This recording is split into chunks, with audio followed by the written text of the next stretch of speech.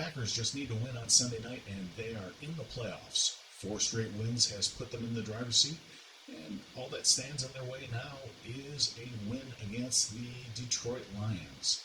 So what has changed for the Packers since losing to the Lions earlier this year? Let's talk about it. Welcome to the Packer Mentality Podcast. My name is Patrick Corrigan, and I'm your host.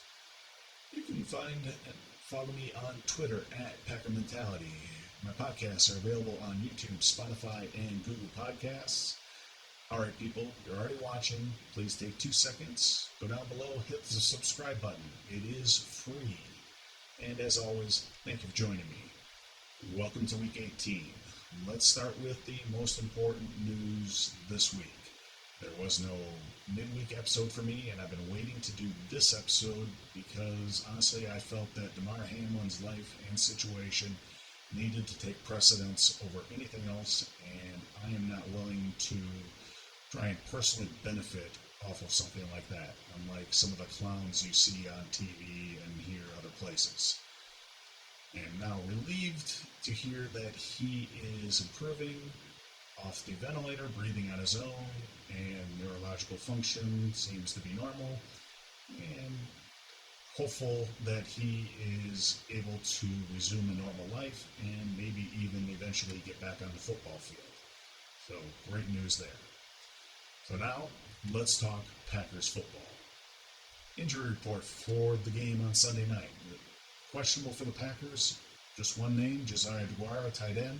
He is important in the running game, but they are cautiously hopeful that he will be available. For the Lions, one name listed as being out for Sunday night. Offensive lineman Coyote Awasika. I believe I'm pronouncing that correctly. If I'm not, my apologies. Questionable for Sunday. Fullback Jason Kabinda. Defensive lineman Michael Brockers. Safety Deshaun Elliott. Quarterback Jeff Okuda. And center Frank Ragnow, I believe. Most of those names are starters for the Lions. First key to this game is that this Packers team is actually pretty healthy and are unlikely to have a day like they did in Detroit. Think back to Week 9. The training staff for the Packers was really busy. They were a mass unit because guys were getting hurt left and right in Detroit on that turf. On the offensive side of the ball, Randall Cobb didn't even play. Romeo Doubs got hurt on the first offensive play. Christian Watson, who was still getting acclimated, coming back after his hamstring injury, he had to leave early due to a possible concussion. Aaron Jones left the game with an injury. David Bakhtiari left the game at halftime. John Runyan Jr. missed part of the first half with an injury. That's 5 offensive starters, including most of the receiving corps. I think you had Alan Lazard and Sammy Watkins, and I don't even know who else took the field as far as receivers go. Now, fast forward back to current time, Week 18. Here are the keys to this game.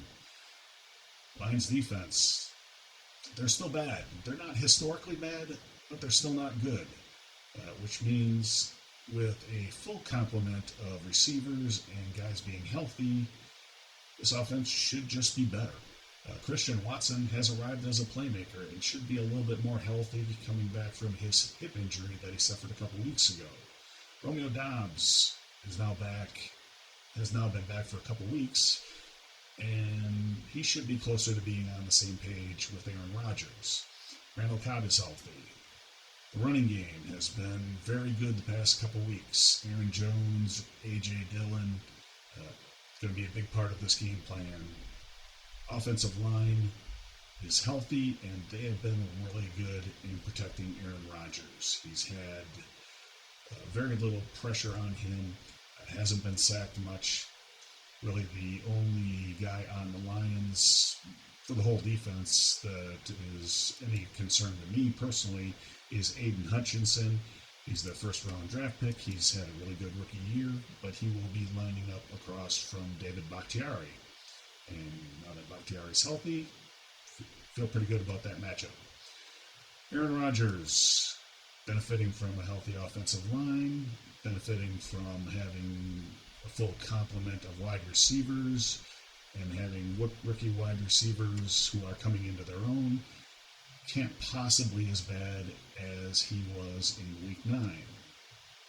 While the Packers have only needed average quarterback play from him to win the past 4 games, all he has to do is not turn the ball over. Cannot have 3 interceptions like he did in Week 9. Puts too much pressure on the defense. Now, Packers defense, and I think this game is mostly going to fall on them to be a key to this game. This Lions offense, they're pretty good. Honestly, I think the Lions offense is better than the Vikings offense, despite what I think is having less talent. Go figure. They're a better offense, but they don't have as much talent as the Vikings. Go figure. Defensively, during the Week 9 game, Green Bay lost Rashawn Gary and Eric Stokes, 2 injuries that cost them the rest of their season. And they still held the Lions to 15 points in that game. And that's with 3 turnovers by Aaron Rodgers and 3 turnover on downs by the offense. The offense was just terrible.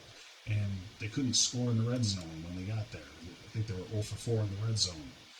So if the offense is just a little bit better, and the defense can put up a same or similar or a better performance than Week 9, should be fine. This defense, they've made their adjustments over the past few weeks, and they've had guys step up. Honestly, Joe Barry, this defense, just don't revert to your old ways. Keep with the same aggressiveness, the same attitude, the same mindset, the same intensity that you've had the last 2 weeks when everything was on the line. Once again, put Jair Alexander on the Lions' number 1, who's Amon-Ra St. Brown. While he doesn't have the same name recognition as Tyreek Hill or Justin Jefferson, he's still one of the top 2 or 3 wide receivers in the NFL. Treat him as such. Let Rasul Douglas, Darnell Savage, Rudy Ford, Adrian Amos handle the rest of the receiving corps like they did last week. They've been so much better with their responsibilities, with their communication, with their tackling.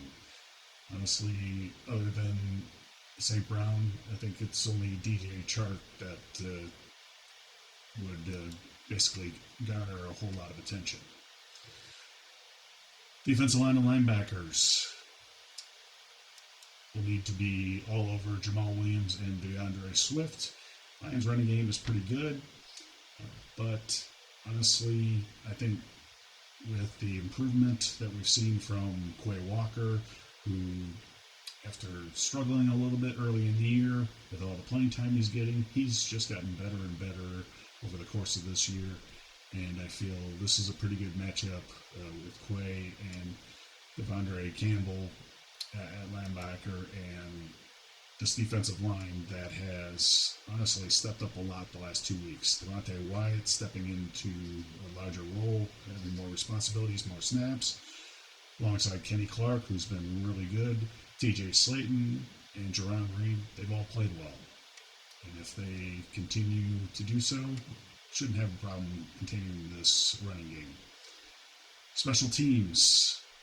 Anytime you have Keyshawn Nixon returning kicks, if they do decide to kick to him, will be the question, you got an advantage.